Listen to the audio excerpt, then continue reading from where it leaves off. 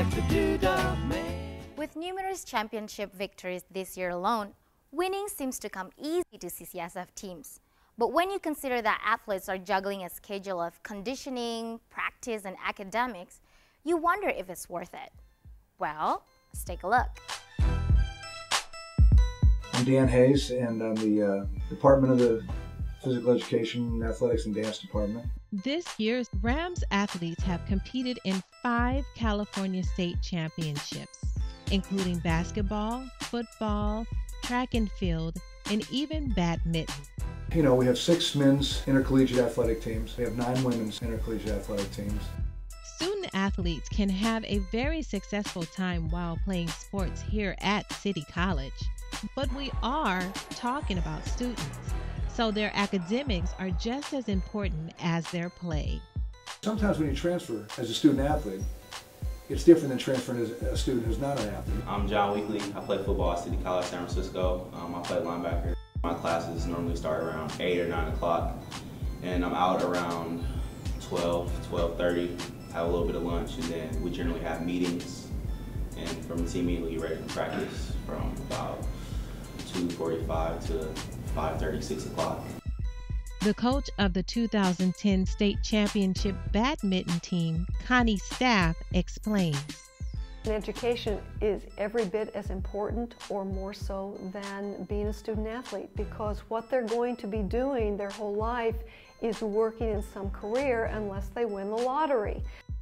They'll need to really concentrate on both. They need to go to classes, they need to keep up on their reading and not get behind, they need to turn in their assignments on time, they need to be able to budget their time, because without budgeting their time, it's almost impossible to be a student athlete and perform well academically.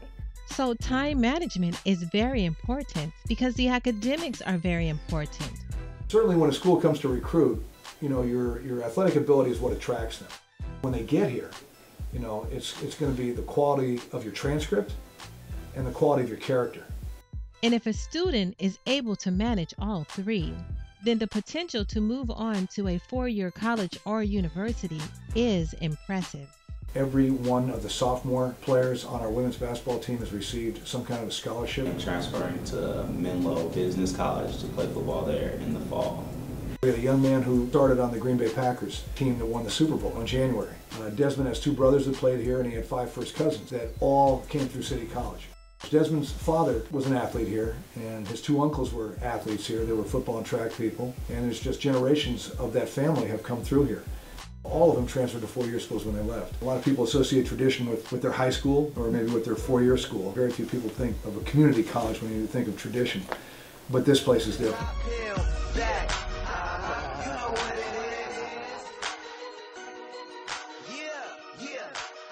We study poems from traditions from all over the world. We talk about diaspora and the beloved community. We use poems to heal. We use poems to heal ourselves, to heal others. We use poems to send messages.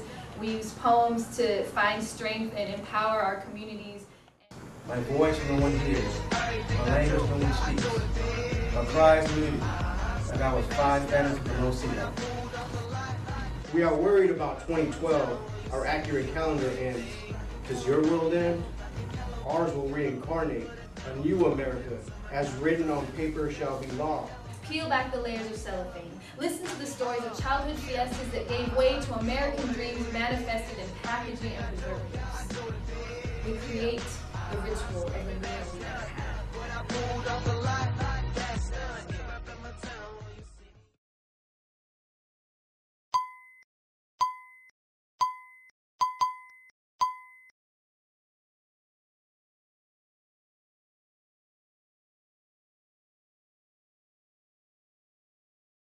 Across the nation, food prices are soaring, unemployment is high, and the economy is losing steam.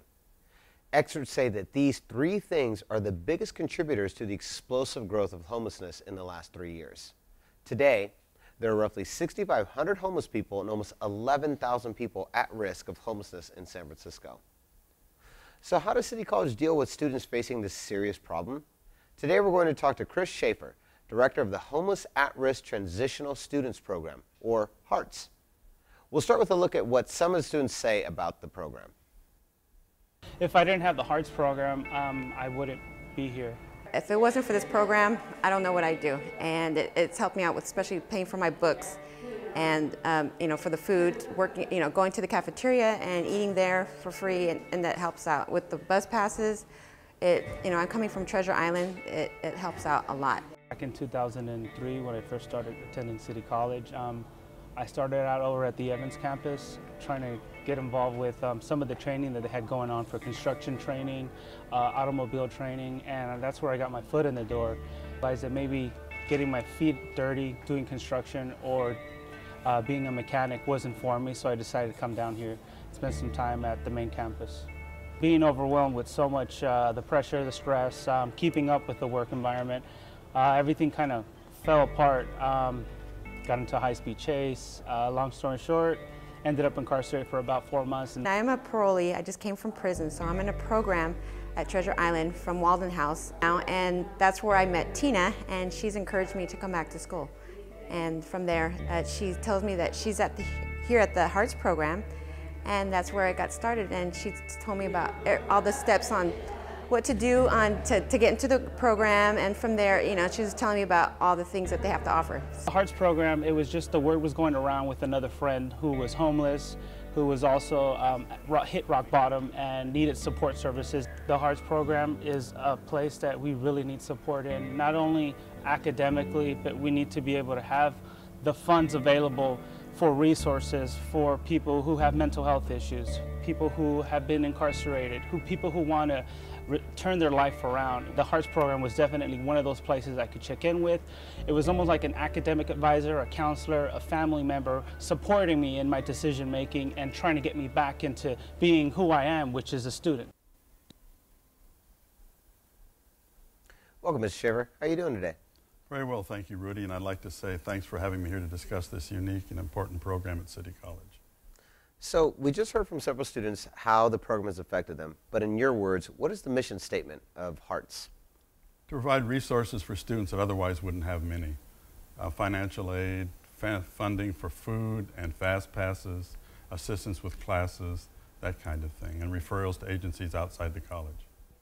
How many students are a part of the H.A.R.T.S program? 164 at the moment, 143 last semester. We do over 200 individual students a year. Wow. If you could give a message to the students out there who are struggling financially or economically or emotionally, who may be encountering major obstacles, what would it be? Don't be ashamed. That's the #1 thing. Don't be ashamed. Maybe we should change the name of homelessness. A lot of people have a bad impression of that kind of thing. That's why I like the at-risk better. We have people that are housed, although not well. But come in. We've got some financial aid for you. We've got tutoring assistance for you at the college. The college probably has the best student services of any college in the world, I would say. None are better. None are better. Awesome. Well, thank you for joining us today. It's a pleasure meeting you.